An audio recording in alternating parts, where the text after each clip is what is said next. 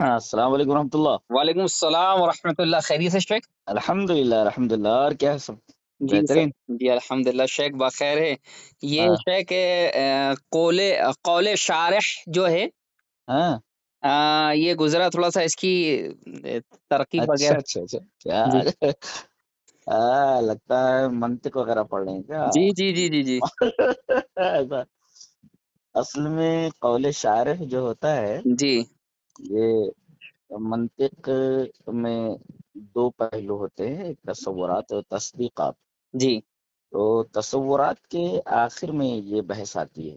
جی قول شارح کا دوسرا نام معرف ہے، جی پہچانوانے والا۔ جی اور یہ جو قول شارح میں جو قول ہے، جی یہ قول نحوی سے بالکل الگ ہے۔ جی جی نحوی قول کی تعریف کیا کرتے ہیں؟ جی جیسے صاحب قطری ندن نے کی ہے، اللفظ الدال علی معنی، جی بامانہ لفظ کو قول کہتے ہیں۔ جی جیسے قرآن میں ما یلفظ من قول، قول بامانہ لفظ۔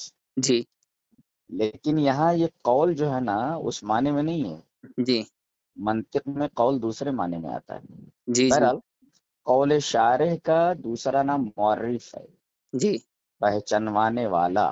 جی تو گویا کہ ایک معرف ہے جسے پہچانوایا جائے، اور جی ایک معرف ہوتا ہے جو اس کو پہچانوائے، ایسا جی جی جی پہچانوانے والا۔ جی تو اسی معرف کو قول شارح بھی کہتے ہیں۔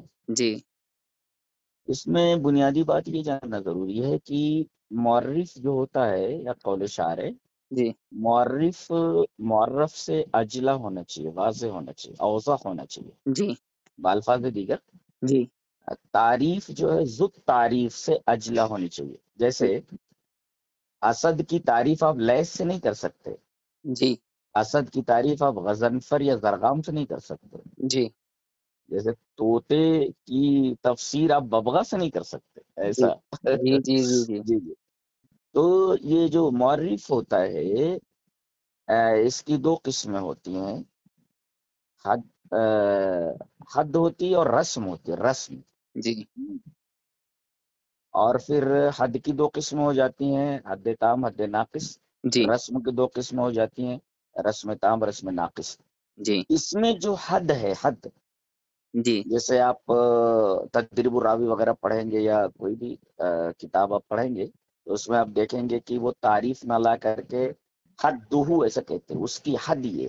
جی تو یہ حد کا مرتب وہ باؤنڈری نہیں ہے، جی بلکہ حد کا مطلب ہوتا ہے قول دال علی ماہیت الشیء، جی شے کی ماہیت پر دلالت کرنے والا قول۔ اور اس کے مقابل میں رسم جو ہوتا ہے نا، قول دال علی لازم ماہیت الشیء، شے کی ماہیت کے لازم پر جو دلالت کرے اسے رسم کہتے ہیں۔ اتنا سمجھ میں آیا؟ ہیلو؟ جی جی شیخ سمجھ میں آیا، جی جی ہاں، تو اب یہ جو ہے نا جی ذہن میں رکھنا ضروری ہے۔ جی شیخ اب جی یہ حد تام جو ہے نا، اور حد تام حد ناقص اور رسم تام رسم ناقص، ان کو سمجھنے کے لیے سیدھا سیدھا ایسا کر لیں۔ جی پہلے لکھے ہیں جن سے قریب جن سے بعید، جی پھر نیچے لکھے ہیں جن سے قریب جن سے بعید، جی اور پھر اب اس کے سامنے لکھے ہیں جی فصل قریب جی اور فصل قریب، جی اور پھر نیچے لکھے خاصہ خاصہ، ایسا۔ جی جی جی جی جی تو یہ حد تام اور حد ناقص ہو جاتا ہے، جی اور رسم تام اور رسم ناقص ہو جاتا ہے۔ جی جی تو یہ منطق کی ایک بحث ہے۔ جی اچھا، اس میں حد جو ہوتا ہے نا، حد، جی حد کا مطلب ہوتا ہے روکنا۔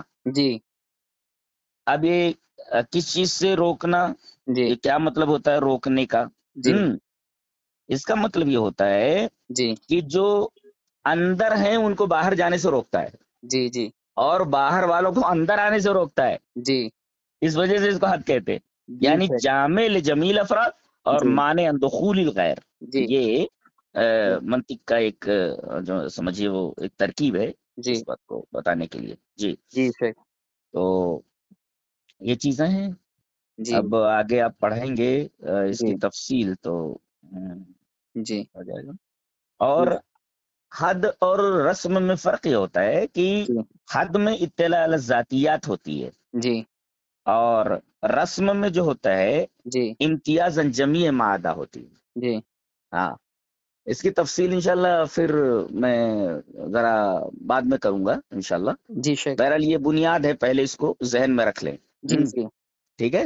جی ہم، شیخ ہاں پڑھو پڑھو، منطق پڑھو، اچھا اچھا جی ہے۔ جی جی جی جی حیاک اللہ شیخ ہاں یہ جو بنتے ہیں اپنے آپ کو، ہاں جی تو سمجھ میں آ جاتا ہے علم کسے کہتے ہیں۔ جی جی جی جی جی جی جی شیخ بیچارے اکثر تو ایسے ہی ہیں بیچارے، بس رحم آتا ہے ان کو دیکھ کر کے۔